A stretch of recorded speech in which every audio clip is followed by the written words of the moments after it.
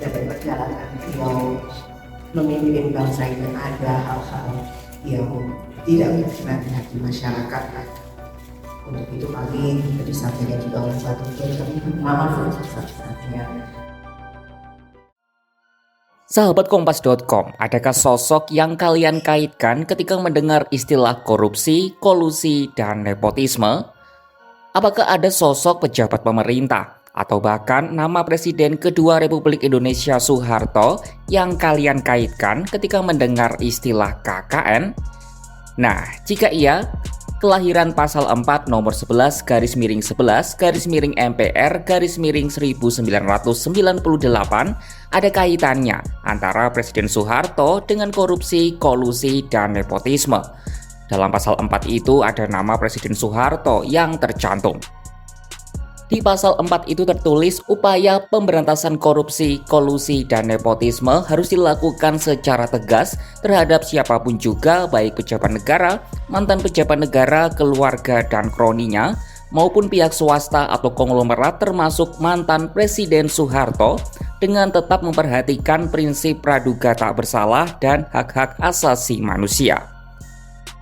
Sekarang nama Soeharto bebas dari citra korupsi, kolusi, dan nepotisme setelah ketetapan MPR nomor 11 tahun 1998 yang dicabut oleh MPR RI pada Sabtu 28 September 2024.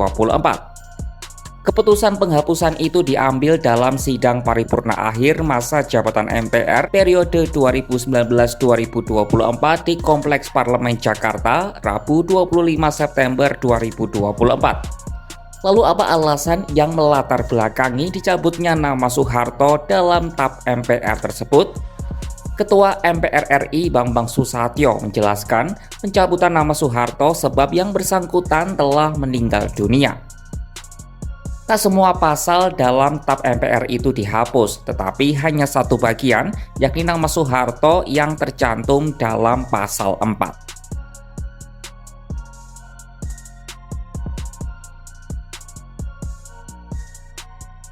Jauh sebelum Bambang Susatyo mengumumkan pencabutan nama Soeharto, melahirkan pasal 4 ketetapan MPR tahun 1998 itu bukan perkara mudah. Ada perjuangan panjang di dalamnya. Awalnya pasal ini muncul dari semangat reformasi untuk menuntaskan korupsi, kolusi, dan nepotisme yang mengakar kuat pada masa Orde Baru. Soeharto pernah menjadi tersangka bahkan terdakwa kasus korupsi yang ditangani oleh Kejaksaan Agung RI. Dari catatan yang dihimpun oleh Kompas.com, tim Kejagung menemukan indikasi penyelewengan dana Soeharto pada 1 September 1998. Atas temuan itu, pada 2 Desember 1998, Presiden ketiga RI B.J. Habibie mengeluarkan Instruksi Presiden nomor 30 tahun 1998 yang isinya memerintahkan Kejagung untuk mengusut tuntas harta kekayaan Soeharto. Namun, pengusutan kasus ini tidak berjalan mudah. 11 Oktober 1999, Kejagung mengeluarkan surat perintah penghentian penyidikan atau SP3 karena disebut tak cukup bukti. SP3 ini dinilai janggal karena bukti-bukti soal kekayaan Soeharto sebenarnya sudah dikantongi. Adapun dari bukti yang didapat, harta kekayaan Soeharto mencapai 4,041 triliun rupiah.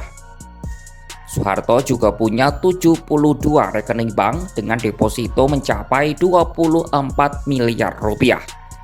Ia juga punya dana sebesar 23 miliar rupiah di rekening BCA dan lahan seluas 400.000 hektar atas nama keluarga Cendana. Jaksa Agung Marzuki Darusman lalu mencabut SP3 itu pada 8 Desember 1999 dan proses penyelidikan harta hasil korupsi Soeharto berlanjut. 31 Maret 2000, Soeharto resmi menjadi tersangka dugaan penyalahgunaan dana yayasan sosial. Soeharto lalu menjadi tahanan rumah pada 29 Mei 2000. Selang 2 bulan kemudian, tepatnya pada 15 Juli 2000, aset serta rekening yayasannya disita. Berselang sebulan setelah penyitaan, Soeharto resmi menjadi terdakwa dan dijadwalkan menjalani sidang perdana pada 14 September 2000. Namun dia tak hadir karena alasan sakit. 6 tahun setelahnya peristiwa mengejutkan terjadi. 11 Mei 2006, Jaksa Agung Abdul Rahman Saleh mengeluarkan SP3 lewat Kejaksaan Negeri Jakarta Selatan. Keputusan itu sempat ditentang PN Jakarta Selatan yang membatalkan SP3 tersebut pada 12 Juni 2006. Namun belakangan, Pengadilan Tinggi Jakarta menyatakan SP3 Soeharto sah menurut hukum pada 1 Agustus 2006. Oleh karena itu, status Soeharto sebagai terdakwa dugaan korupsi yang melibatkan 7 yayasan miliknya dicabut.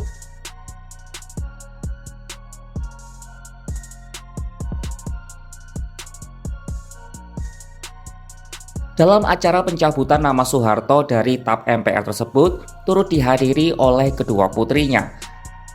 Mereka adalah Siti Harjianti Hastuti Rukmana alias Tutut dan Siti Hediati Heriadi alias Titik. Adapun kedatangan mereka sebagai wakil dari keluarga. Dalam kesempatan itu, mereka meminta maaf kepada seluruh pihak yang merasa dirugikan dari kesalahan ayahnya. Titik mengatakan tidak ada manusia yang selalu benar, termasuk ayahnya yang menjabat sebagai presiden terlama di Indonesia. Meski demikian, ia berharap agar kontribusi Soeharto selama masa kepemimpinannya tetap dihargai. Jadi pasti Bapak dari perjalanan beliau memimpin bangsa ini ada hal-hal yang tidak berkenan di hati masyarakat. Untuk itu kami disampaikan juga oleh Pak Tutut, kami maaf sebesar-besarnya. Ia juga kilas balik di masa-masa sulit saat inflasi tinggi menerpa Indonesia di masa kepemimpinan Soeharto. Meski begitu, Titik menyebut ayahnya berhasil memperbaiki kondisi ekonomi hanya dalam waktu beberapa tahun. Ia juga menyebutkan sejumlah program sukses era Orde Baru seperti Swasembada Pangan, Keluarga Berencana atau KB, dan SD Impres.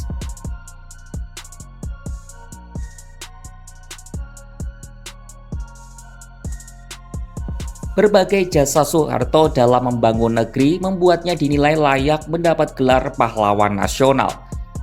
Setidaknya hal itulah yang disampaikan oleh Ketua MPR RI Bambang Susatyo alias Bamsud Sabtu 28 September 2024. Selain karena jasanya membangun Indonesia, nama Soeharto juga telah dihapus dari TAP MPR nomor 11 tahun 1998.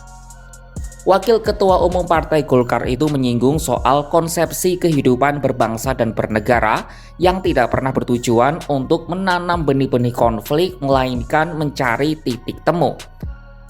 Maka menurutnya tidak perlu ada dendam sejarah yang diwariskan. Dicabutnya nama Soeharto dari Ketetapan MPR nomor 11 tahun 1998 membuat Presiden kedua RI itu telah bebas dari citra korupsi, kolusi, dan nepotisme yang melekat padanya. Adapun pencabutan ini juga seolah menjadi kontra dari perjuangan panjang reformasi yang menjadi cikal bakal terciptanya ketetapan itu. Bahkan tak cuma dipulihkan nama baiknya, Soeharto juga dinilai layak mendapat gelar pahlawan nasional. Nah, kalau sahabat Kompas.com, bagaimana tanggapan kalian dengan keputusan MPR tadi? Coba tulis pendapat kalian di kolom komentar ya.